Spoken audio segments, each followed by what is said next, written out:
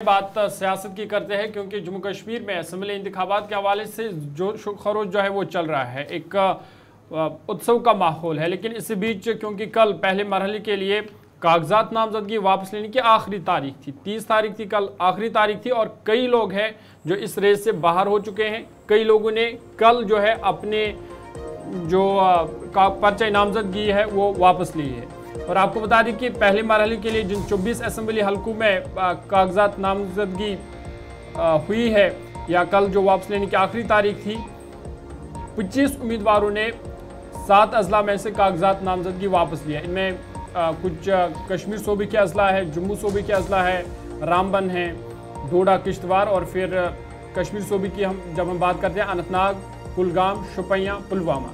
तो 7 अजला में से 25 उम्मीदवार इस रेस से बाहर हुए हैं, उन्होंने अपने कागजात नामजदगी वापस लिए हैं। और अब जो कुल तादाद है पहले मरहले के लिए उम्मीदवारों की वो 244 है।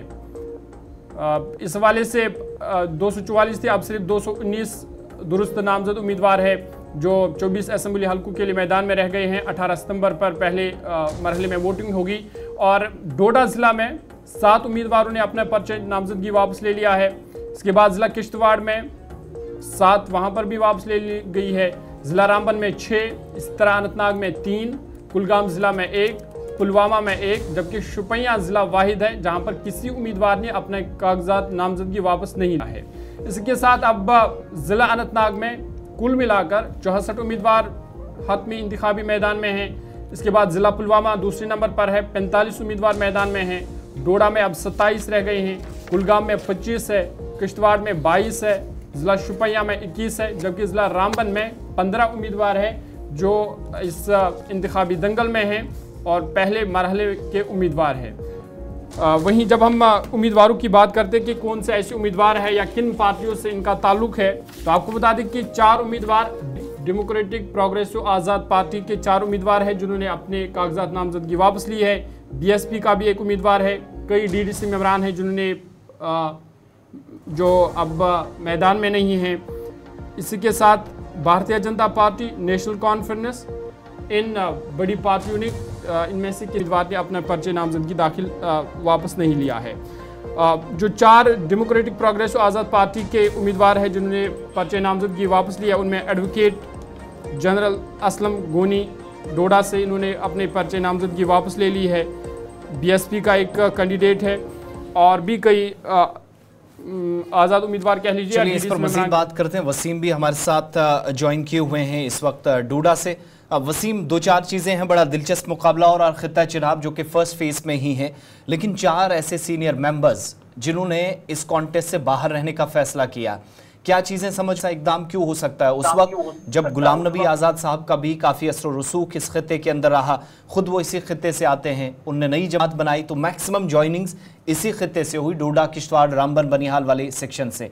आज बड़े नाम, बड़े चेहरे जो गुलाम नबी आज़ाद साहब के साथ रहे पार्टी बनने के बाद, अब जाकर उन्होंने यहाँ आज जब पहला ही इम्तिहान आया तो उससे पाँव पीछे खींच लिए हैं।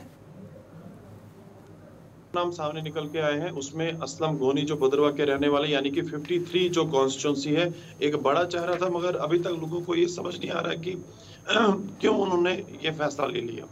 साथ साथ मैं आपको बताना चाहूंगा, अगर हम जिला डोडा के हवाले से बात करें, 52 जो कॉन्स्टिट्यूंसी यानी कि अब्दुल मजीद वानी साहब जहां से लड़ेंगे, डेमोक्रेटिक प्रोग्रेसिव आज़ाद पार्टी की हम बात करें, तो वहां से अभी तक जो सोर्सेस हमारे बता रहे हैं कि उनको भी वहां पे मुश्किल हो सकता है, क्योंकि खालिद नजीब सोहरावर्दी एक बड़ा चेहरा है, साथ साथ में गजेंद्र सिंह राणा वो भी एक बड़ा चेहरा है। क्योंकि आज की अगर हम बात करें तो ये बताया जाता है कि भाजपा दोनों सीटों से यहाँ से अपनी जीत हासिल करेगी, क्योंकि लोगों का जो रद्द अमल हम ले रहे हैं, लोगों से जब हम बातचीत कर रहे हैं तो लोगों का ये मानना है कि जिस तरह से पिछले टाइम में डेवलपमेंट हुई है, यानी कि भाजपा के टाइम में जो डेवलपमेंट हुई है, अभी तक हम भाजपा की डेवलपमेंट को लेकर बात कर रहे हैं। जहां तक हम गुलाम नबी आज़ाद साहब की बात करें, उनकी पार्टी छोड़ने के बाद हमने देखा कि यहाँ पे जो उनके काफी करीबी लोग थे उनने भी पार्टी को अलविदा कहा और कांग्रेस पार्टी में ही वो जुड़े रहे।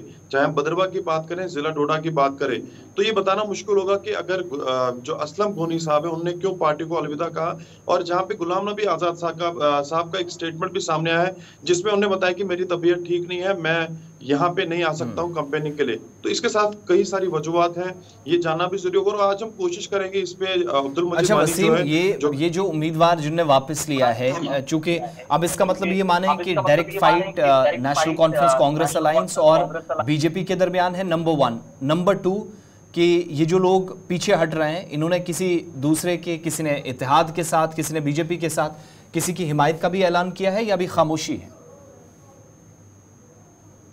यहाँ पे अगर हम बात करें 52 जो कॉन्स्टिट्यूंसी है, यहाँ पे मुकाबला डेमोक्रेटिक प्रोग्रेसिव आजाद पार्टी का भी होगा क्योंकि बड़ा कदावर नेता एक तरफ से है, साथ साथ में भाजपा का भी एक कदावर नेता है और नेशनल कॉन्फ्रेंस के सीनियर लीडर खालिद नजीब सोहरावर्दी जो जम्मू कश्मीर के होम मिनिस्टर भी रह चुके हैं, एमएलसी भी रह चुके हैं।